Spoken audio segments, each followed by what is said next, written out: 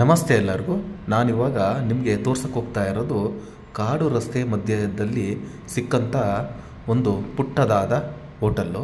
ಮೊನ್ನೆ ಒಂದು ಸತಿ ನಾನು ಸೊರಬದಿಂದ ಸಾಗರಕ್ಕೆ ಹೋಗ್ತಾ ಇದ್ದೆ. ಆವಾಗ ನನಗೆ ಒಂದು ಮಲೆನಾಡಿನ ಉಳವಿ ಅನ್ನೋ ಒಂದು ಊರು ಸಿಕ್ತು. ಪುಟ್ಟದಾದ ಒಂದು ಗ್ರಾಮ, ರಸ್ತೆ ಅಕ್ಕಪಕ್ಕ ಹಂಚಿನ ಮನೆಗಳು.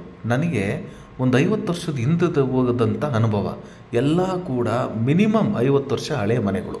ಅಲ್ಲಿ ಏನಪ್ಪ ಅಂದರೆ ಒಂದು ವಿಶೇಷ, ಯಾರೂ ಕೂಡ ಒಂದು ಕೆಡವಿ ಒಂದು ಹೊಸ ಮನೆ ಕಟ್ಟೇ ಇಲ್ಲ. ಅವೇನು ಹಂಚಿನ ಮನೆ ಇದ್ವು ಅದೇ ಥರ ಮರ ಮುಟ್ಟು ಹಂಚಾಕಿ ಕಟ್ಟಿರೋ ಅಂಥ ಮನೆಗಳು ಭಾಳ ಚೆನ್ನಾಗಿತ್ತು. ಆ ಮಧ್ಯದಲ್ಲಿ ಒಂದು ಹೋಟೆಲ್ ಇತ್ತು, ಕೃಷ್ಣ ಭವನ್ ಅಂತ. ಒಳಗಡೆ ಹೋಗಿ ನೋಡಿದೆ, ಹಳೇ ಒಂದು ಟೇಬಲ್ಲು ಮತ್ತು ಹಳೇದೊಂದು ಕುರ್ಚಿಗಳು ಮತ್ತು ನೆಲನೂ ಕೂಡ ಅಷ್ಟೇ. ಒಂಥರ ನಮಗೆ ಮುಂಚೆ ಹಳೆ ಕಾಲದಲ್ಲಿ ಹೇಗೆ ನಮಗೆ ಗಾರೆ ನೆಲಗಳಿರೋವಲ್ಲ ಆ ಥರ ಗಾರೆ ನೆಲ ಸಿಕ್ತು.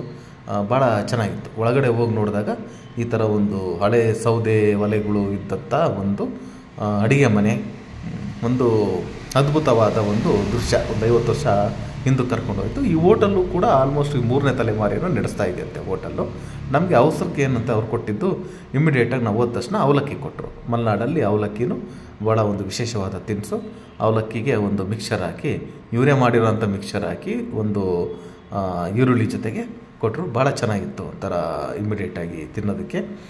ಮತ್ತು ಇಲ್ಲೇನಂದರೆ ನೀವು ಹೋದ ತಕ್ಷಣ ನಿಮಗೆ ಅವಸರವಾಗಿ ಏನೂ ಸಿಗೋಲ್ಲ.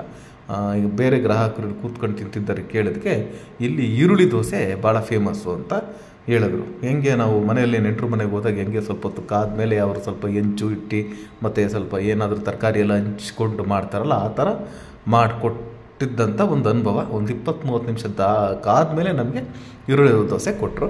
ಭಾಳ ಚೆನ್ನಾಗಿತ್ತು. Homely food, 100% homely food. ಮತ್ತು ಚಟ್ನಿ ಕೂಡ ಕಡಲೆ ಚಟ್ನಿ ಇತ್ತು, ಖಾರವಾಗಿ ಭಾಳ ಚೆನ್ನಾಗಿತ್ತು.